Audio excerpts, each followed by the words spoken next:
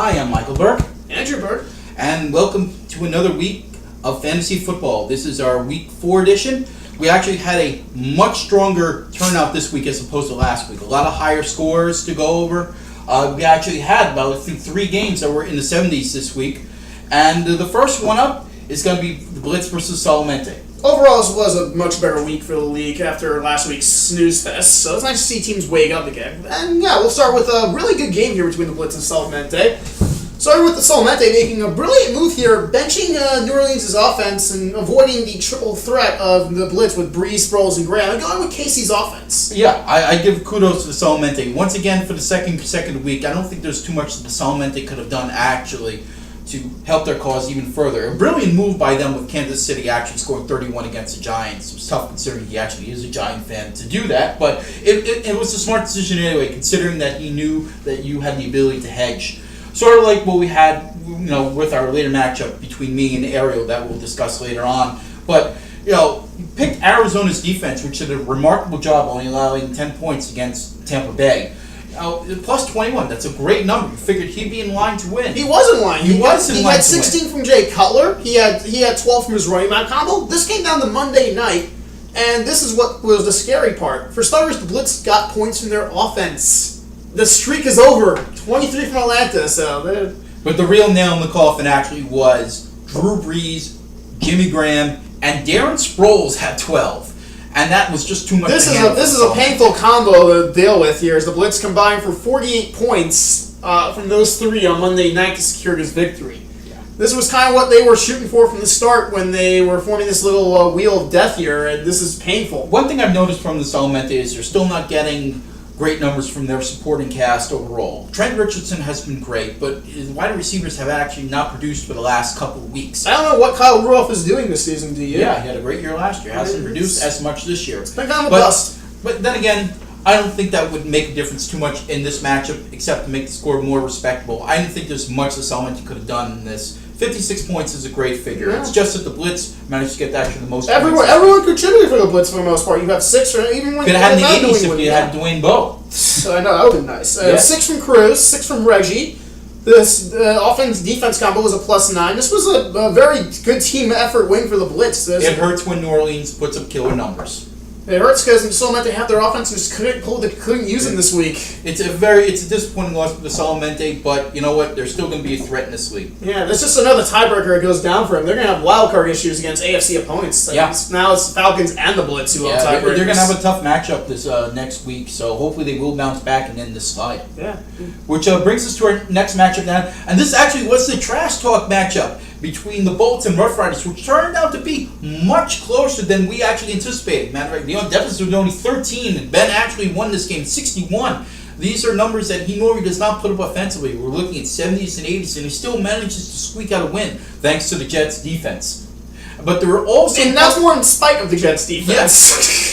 He's still putting up great numbers in Denver. 46 points. Okay, Manning still goes hysterical. Adrian Peterson winds up with 12 points. He's getting great numbers, by the way, for Gostkowski. And no one's really even talking about this whole year. But Tom Bolt had the opportunity to win this game, which was surprising because no one throughout the first 3 weeks of the season had the opportunity to defeat Ben. But the Bolts actually did. If they started Le'Veon Bell in his first game, Pittsburgh coming back from injury, he would have had 12 points, and if he started Cincinnati's defense instead of going with Baltimore, he would have had the opportunity to win. He had great numbers this week. He got Ben actually a little bit interested in this, considering San Francisco put up 35 points against St. Louis that Thursday night. It took 4 weeks, but Tom finally got something from got the right offense. He got the right offense. He had respectable numbers from Kaepernick, Moreno, and Gates. And Smith contributed nicely. He had 48 points. And it still, unfortunately, was not enough. Stephen Ridley is going to be a death of him before the season's out. Yeah. This is another 0 for Hence Stephen you Ridley. signed Garrett Blunt this week, knowing full well that Ridley is not expected to play. So we'll see how he pans out for you this week. Can't do worse than Ridley. That's all I can say on that. But the opportunity was there. Unfortunately, the Bolts dropped to 1-3 as a result, and Ben still remains the only undefeated team. This was a team last year that won 13 games, and they're already in 1-3. 1-3 this year puts them in a little bit of a hole to start the division. Luckily, it is a weak division for Tom. After talking about 2 good games, let's talk about one that we don't want to talk about very much. Once again, Boss Man actually get their second consecutive win, but not exactly by great, proud play. First of all, they don't go through free agency. They wind up taking zero tight end. They didn't bother signing anyone. Okay, so that gave Maximus a leg up just to start. Or just an extreme sign of disrespect towards Maximus that they don't feel they need a tight end. Then through free agency, despite the fact that Ken Newton had a bye, they elected not to sign somebody through free agency, which we'll actually talk about later on in our segment. Michael Vick still wound up with another goose egg. It doesn't matter because Maximus had the exact same thing on offense. A goose egg from Tony Romo. Well, he took our advice and started Tony Romo He took our advice. This time he did remember to submit a lineup. And it was far worse than we anticipated. It was far worse than we anticipated. After getting decent numbers from Seattle's offense, he allows Pittsburgh as a whopping 34 points. He could have actually taken the 21, which could have helped him out. Actually, Maximus still had another opportunity to win this game if he actually started the right personnel and made some good choices. The good news is the number 3 pick in the draft, Tony Gonzalez, got 12 points. Yes. Unfortunately, he only had 3 points overall. Well, that's one more than Sebastian Janikowski. And Bossman actually started a good offense and a good defensive numbers. That was enough, actually, in the fact that Des Bryant had 12 points for him. A respectable +9 in the offense-defensive combo, which is much better than the -11 that Maximus experienced this week with Seattle and Pittsburgh. Yeah. Bossman could have had the opportunity to score more points. That was our point from this whole segment, okay? But Maximus definitely had the opportunity to beat Bossman. So far, it's not looking like the rookie season that we were rookie luck we've seen in the past. This is a teardown season right now. This is turning out to be a bad season so far for Maximus. They go and drop to 0-4. So hopefully they will attempt once again to get their first win. Rooting for you, Maximus. I don't appreciate doing this to rookies after a while. I just get a win, please. We're rooting for both of you to try to get a win. We'll get try to something. Do something. We'll get to the Hot Rods when their game comes up. This actually was the game of the week. The Killer Toads and the Falcons, unfortunately, did not turn out to be like that whatsoever. Falcons, you're killing me. This is supposed to be your season. These are divisional games. You can't have a no-show. Yeah. That is what went down this week. I don't really think there was nothing he could have done to defeat Rob anyway. Rob actually had a great bounce-back week. He pulled all the right numbers, I think, which is highlighted by the free agency move of signing Tennessee's defense. Brilliant move to go with Tennessee. Points. Brilliant move. He learned from our other segment. He wound up going with Indianapolis' offense 31-13. He got great numbers from Thomas and Ryan, 12 and 12 apiece, 61 total. That's great numbers. And the Falcons, I don't think, could have done anything to help his cause. What might have helped was starting the right players, like the ones who are healthy. Yes. Miles Austin, not playing. Got to look at the injury reports, not playing. Easily gave Rob a 0 to start. Also, he lost one of his 21s. Used one of his 21 options where you could have used Cleveland's defense, which only allowed 6 points in the entire game against Cincinnati. Well, we get it. It looked like a hard matchup on paper, but sometimes you got to take the risk. And the 21's this was a chicken play, and it turned out to be a chicken result. And the fact is, this might hurt him in the near future in using a 21. That's actually that's what you took from this particular game. But hey, this is all about Rob and a great bounce back win. He goes to 3-1. Remarkable, remarkable. Bounces back with a key divisional win. And now we go to Hot Rods and Smash Mouth. Yes. Love the Hot Rods. And this is actually one of the biggest free agent blunders. The Hot Rods, struggling on offense, knowing fully that Green Bay had a bye, elected actually to choose the Jets' offense this week. 13 points. Unfortunately, Geno Smith was back to his butt-fumbling ways. Yep, Pittsburgh actually was a better choice at 27. He could have actually kept himself in this game. He started Chicago's defense, which only at 34. I'd like to point out that was against Detroit. Yes. Against Detroit's offense. On the road. That's a ballsy move there. That really was. I gotta say, no one else in the league thought what you were thinking. Nope. Clearly, judging by the high scores that were resulting from that game. Could have had the 21. That game, that was something you should have used the 21 on. Fortunately, it did not happen. And he didn't have great numbers from anyone else. He had goose eggs outside of Andrew Luck. Other than the hitting the Luck and Wayne combo, which is always a nice thing, but that will not help you when you're doing stupid things on offense and stupider things on defense. Yeah, offense and defense is a big part of this particular league. And unfortunately, signing the wrong offense. I think he was desperate more than anything else. But unfortunately, the Jets were not the right move. He saw a mirage in the Frasian Z desert. Yes. Unfortunately, he still has the Jets on their squad. I wonder if he'd use them this week. I doubt they'll see a light of day with Green Bay as his first offense, Mike. I'd like to see him try it. Yeah, sure you would, but I don't think you're going to get your wish. In terms of what Pedro did, I don't think there's too much that Pedro could have done here. Pedro, by the way, now has won 3 consecutive games after losing week 1. So this is great for the Smash Mouths. Okay, we were talking in preseason earlier how he would not get great production out of his wide receivers. He's starting to get that now. So Kendall Tompkins was a good pickup. It was a good pickup in free agency. Charles and Lynch have done a good job for him. Still looking for points from his running back. Chicago actually did very well offensively. Defensively has been an issue, but he's actually been able to escape with that for now. But 3 consecutive wins by Pedro. He's now 3-1. He's in the thick of things. First place in the AFC division right now. First place. So kudos to Pedro. He moved to 3-1. He's actually one of the hotter teams in the league right now, outside of the Rough Riders. So, well, certainly they're going to be a huge threat in that division later on. Special thanks to Brandon Marshall and his 2-point conversion. Yes. Some people, you just don't want that 0, and that's how you contribute. But it didn't actually mean much. He had 41 points, which is an okay figure, but the Hot Rods really sunk themselves. Well, that turns us to our last game. This was a good game, I have to say. This is a System of the Down versus Pigskins. Yep. And I'll give credit to the System of the Down, actually, for fighting in this game. This was a tremendous fight. And there was a lot of research that had to be done on the System of the Down's part. He knew he couldn't start Houston's offense, knowing full well that I had Schaub, Foster, and Daniels. That would be an easy head. So he goes with his other offense, San Diego. He winds up signing Nick Novak, the kicker from San Diego, which gave him 10 points. That's a 40-point. That's 40 points. 40-point swing, considering he starts San Diego. 40 points. Not only that, he signs Clay, the tight end for the Dolphins, which gives him an additional 6. So it's great for each signings. Unfortunately, I had the more superior lineup this week. Starting with the gift that keeps on giving, Blaine Gabbert. Yes. Colts defense, unfortunately, it's almost a no-brainer to go against Jacksonville's offense. A +3. There's not too much you could have done. Compliment Detroit's offense, which had great numbers against Chicago, gave Chicago their first loss. Akers went field goal crazy with 16. And I have great numbers for my supporting cast. I give credit to the fact that I initially had Schaub, but elected to go with Alex Smith to give him his first start and wound up with 18 points. So that was a great move on my part, gave me an additional 6. Again, Akers actually helped my supporting cast tremendously. He had 16. So that was a great swing between Detroit, with Akers and the offense. This game came down to one thing. That was the defense. You Yes. see here, it was a +26. This was a 28-point game. It was an 18-point game. If the Colts defense or New England's defense went a different way, this would have been a closer game. This would have been a close game, and Arrow might have won. There's not too much he could have done defensively. No, but this again, this is what happens though when you lose a game that you should have won the week before. Yeah.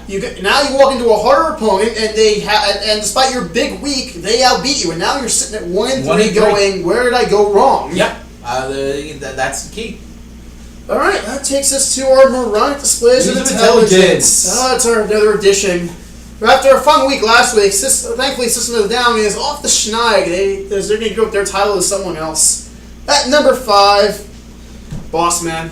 You won the game, but we don't respect teams that don't like to submit other positional players. There is a thing called free agency, and you can sign a tight end at any point. And either you're being very disrespectful to Maximus, which, well, they have that coming to them, which we'll get to later, but yeah, you get number 5 for being a dick this week. Number 4, Miles Austin. Not because Miles Austin's a bad player, but because Miles Austin couldn't play this week. And the Falcons didn't see this, evidently, in their lineup when they were looking at their lineup for Sunday. Yes, I saw that. I saw it too, but I saw it too. This was not a good decision by the Falcons, and this was one of the many reasons why they lost. Another reason why they lost, not by taking the 21. That puts them on number 3 as we're the first team to have a multi-positional day in the Morocco Displays of Intelligence. Could have had Cleveland. Could have had Cleveland. And the key is that he loses to 21. Okay, he loses one option for 21 later on in the season. Now, I don't know if it'll affect him, but he loses one of the options. I can't. This is not a smart play. He was too chicken to start Cleveland, and he gets the cowardly way out here. It's a loss and another spot on the Morocco Displays of Intelligence. Number 2 goes to a couple teams. For God's sakes, people, here's the rule. If you don't like your defensive choices, you don't have a gun to your head, you don't have to take the field against Denver, you simply gotta take a 21. Falcons have had that problem all year. Why did he start Denver's defense? Well, apparently he had a gun to his head. And I'm wondering if some teams had a gun to their head this week. Starting the Hot Rods, 34, Smash Mouth, 27, the Rough Riders. All right, I get it, you have Denver's offense, but that doesn't mean you get to start putting up 30s on defense and escape my wrath. I don't care if you're 4 or no. Don't make fucking stupid decisions like that. But our winner this week, though, will be in sole possession, goes to the Hot Rods for their free agency pickups and lack of respect towards Detroit offense at home. The Jets offense put up a measly 13. Geno Smith gave away 1 touchdown. Was it behind the back one? Yeah, it was. Good trick play that netted no points for him. Good basketball move. It was a payoff. Chicago's defense, again, why are you picking on Detroit? Do you know something we didn't? Because you really didn't know that fact that Detroit was going to mop the floor. I think he knew that Chicago was playing Detroit. Yeah, this was just poor decision making, and you sit at 0-4, but you do sit on top of the wrong displays of intelligence this week. So congratulations, keep on trucking. Okay, and we're going to try a little bit something new in our segment. We're actually going to do quarterly reports and give them grades and let them know exactly how well they've done this year, how poor they've done this year, based upon our expectations earlier during the preseason. Yeah, after 4 weeks in, it's time to evaluate whether you guys are doing well, doing okay, or it's time to start trading your roster and setting fire to people. We'll start with the AFC. Well, we'll start with the best division, and we're going to start with our first place team, the Smash Mouth. Mike, what did you think of the Smash Mouth? I think the Smash Mouth, we actually criticized the Smash Mouths a lot in preseason. We did our preseason rankings, but I'll tell you what, we're going to be eating crow a little bit on the Smash Mouths. 3-1 after the first loss, which I believe was to the Pigskins. They reeled off 3 consecutive victories. They are right now in first place. They are the second hottest team in the league, in my opinion, right now. So the Smash Mouths have done a terrific job. They won 3 in a row. Keep it up. We give them a grade of A on that. Yes, this is a solid A. They've been making smart decisions. Maybe they can use a little work on defense, but to stick at 3-1 at this point in the season, I didn't have that called. No, I don't think anyone had that pegged. So kudos, Smash Mouth. You make us eat some crow to start this one. Mm-hmm. Next up in second place goes to the Blitz, also on a 3-game win streak. Yep, the Blitz have actually done a pretty good job. But then again, I think the Blitz had high expectations this year, considering New Orleans' offensive juggernaut. You gotta like that. I like that. Seattle and KC have been gold for him on defense this year. Despite the fact that you had 0 on offense in one of the games. Yeah, the Giants' offense. Well, that docked me a couple grades. Yeah, that did. But you're still a threat. 3-1 is still a very good mark throughout the first 4 games. Yeah, but I'm gonna try to defend this title. It's a solid B+ for the first 4 games of the season. Then we go to Rob, who's also tied for first place, but has the 3rd position currently. Right. Also 3-1 this year. Rob has done an outstanding job. There's not too much you could criticize in terms of Rob, with exception to the 1 loss that he had. Yeah. He had a bad week. But Rob is smarter than that. He knows how to bounce back. He's got 2 titles, and certainly Rob is up for some serious competition this year within the division. But he still has a very strong team.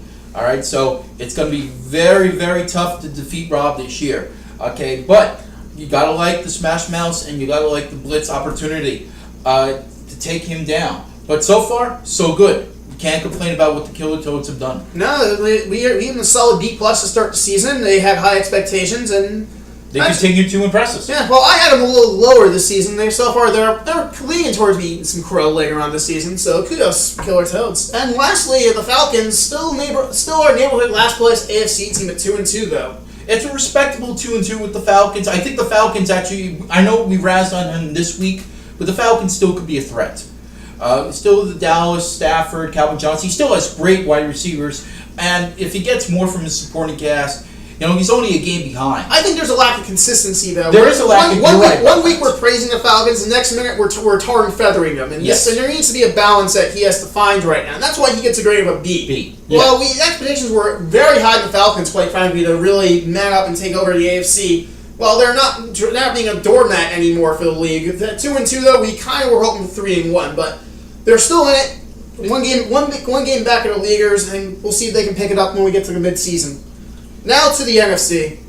Rough Rider We'll USA. we'll start with the Rough Riders. The Rough Riders get an A+. I can't actually fault them for anything else, with exception to maybe their defensive. Okay, they've actually done a pretty good job at times in certain games of picking Defensive the right roulette. defense. Defensive roulette has been pretty good from this season, Yeah. minus this last week where the Jets imploded. There but- was, the pickup of Adrian Peterson, AJ Green. He drafted very well. He kept the combination with Denver and with Manning, and the free agent signings of Julius Thomas. I mean, the list just goes on and on. We have high praise for the Rough Riders this year. It'll be interesting to see what happens towards the end of the year when they start resting players, but that's for another time.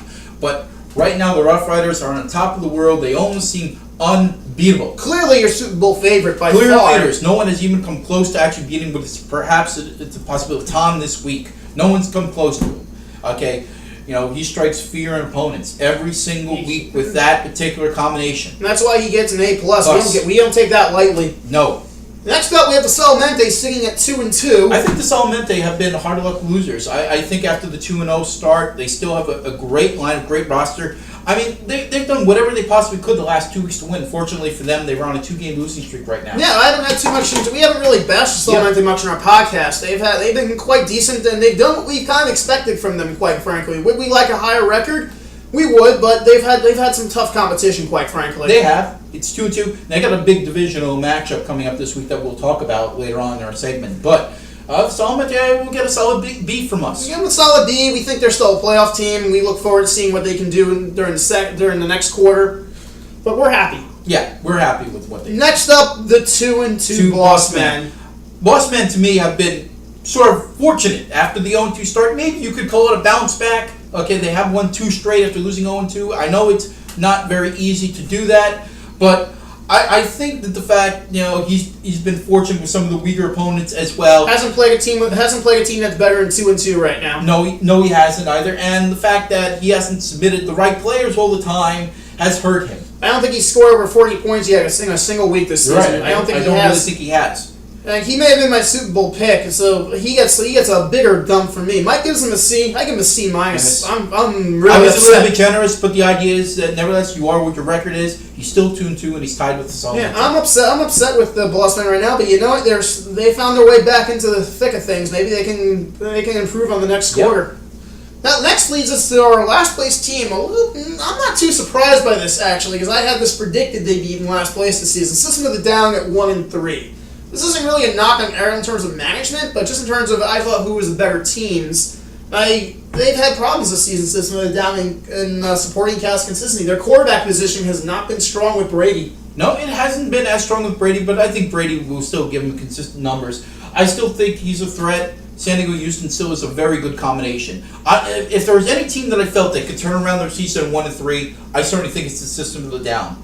I certainly think that they could actually bounce back and they will challenge at least the Salamente this year and the Boss Man. I understand that it's a huge stretch. They're 3 games behind Ben at this point, but I certainly think they have a very good shot at the wild card still. They're a team that could certainly bounce back and have a better second half of the season. I mean, it's only the first 4 games in, but I think that the System of the Down are certainly a team that you should not be taking lightly at 1-3. No, we both give them a C. We can't really endorse a 1-3 start, but we understand where it's coming from, and we think there might be better days ahead. I think so. After what he did against me, despite the loss, if he plays that way, throughout the rest of the season, yes, he's going to be a threat. Now we go to our version of the NFC East, otherwise known as the XFC. Yes, unfortunately, the big reason why it's in the XFC. Okay, with only one team right now that's over 500, which is me, the divisional leader, 3-1, and even myself, I've not been as impressed with my team, despite the fact that I've been 3-1. I won 1 week simply because the guy didn't submit a lineup. I could easily have been 2-2. Yes, I still would have had the division lead. Okay, but I still think there's room and improvement at my end.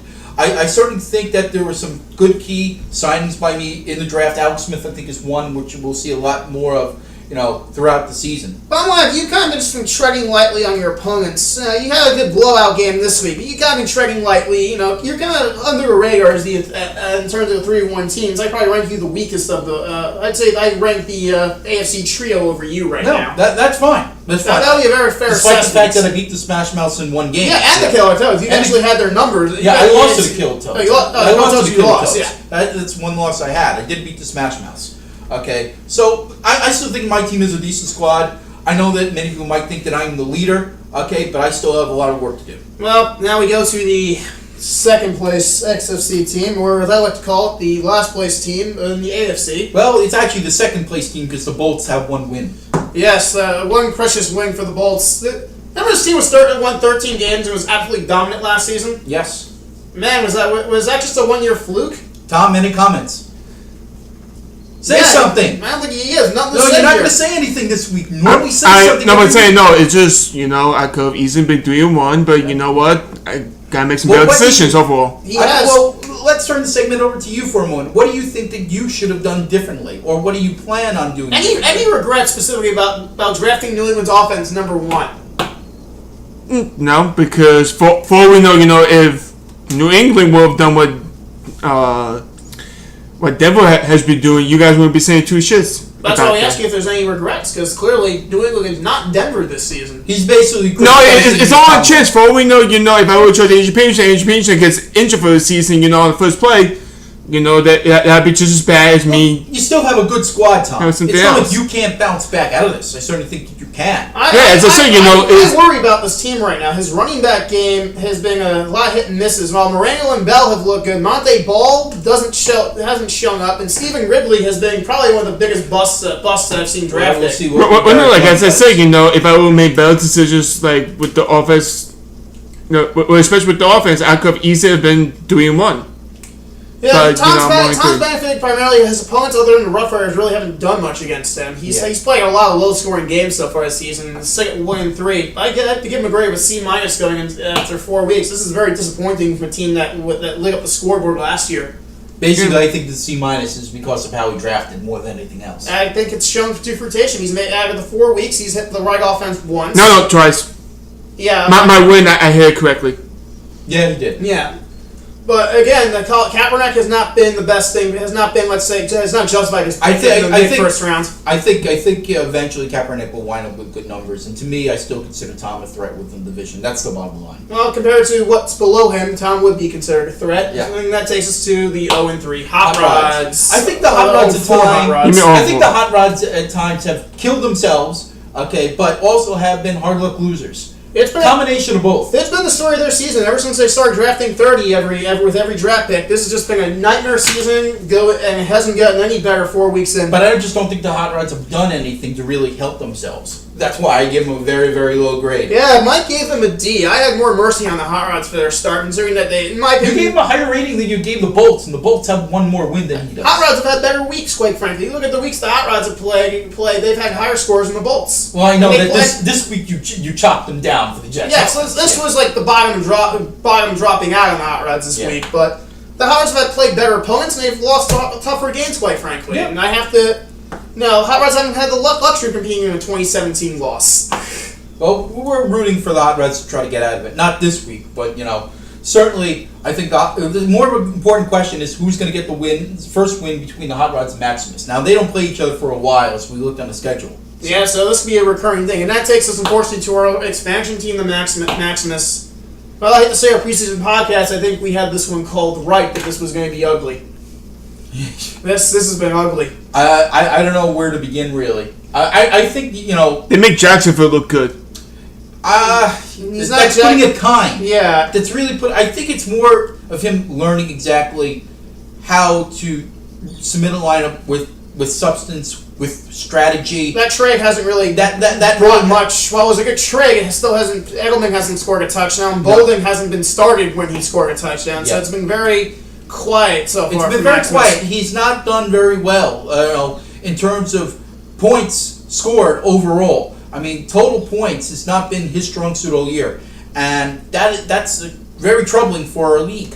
You have to at least put up, I would say, 30 to 40 points on average just to win, and he is not even close to that particular average. The defense has been atrocious most of the time. And the offense he's made poor decisions he's made on poor offense. decision. He's got Seattle's offense. It's really been very poor. And now, unfortunately, with EJ Manuel out 4 to 6 weeks, you wonder how useful Buffalo will be at offense from here Yeah. on out. So it just gets worse. It just gets, it's really a downhill for Maximus. And you just hope that one time that he'll get a win against someone. Yeah, this grade has to be a D. It's just that simple. Yeah. So we hope that the Hot Rods and Maximus certainly will get back on track. If not, it might be time to start thinking about draft trades, people. Yes. It's never too I too agree. early to start. Okay, now we'll go to the scheduling segment, and we'll talk about exactly what the key matchups are for this particular week. And we mentioned this earlier. Rough Riders and Solamente will get Arnaud as the top matchup of the week. A great divisional matchup. Rough Riders and Solamente have a great history. It'll be interesting to see what the Solamente do. I know they're on a 2-game losing streak right now. This might be an opportunity maybe for the Solamente to get there, Or it's the at worst least possible give time. the Rough Riders their first loss. Or it could perhaps be the this worst possible time to play Rough Riders. These two have had bad blood ever since that 1-point Super Bowl win the years week. Oh years yes, back. yeah, you're It's right. been bad, Very good it's been point. bad blood between these two since then. Solmente used to be with the Rough Riders before breaking away on their own. And this is a chance where Rough Riders really want to get that ring, and this is a good game here. Yes, So, I agree. Some of the other ones, the Smash Mouths, looking to win 4 straight right now. Play system. we're reeling right now. Who are reeling right now. So this is a must-win for the system of the town. Smash Mouths look to continue their success. Pigskins versus the Hot Rods.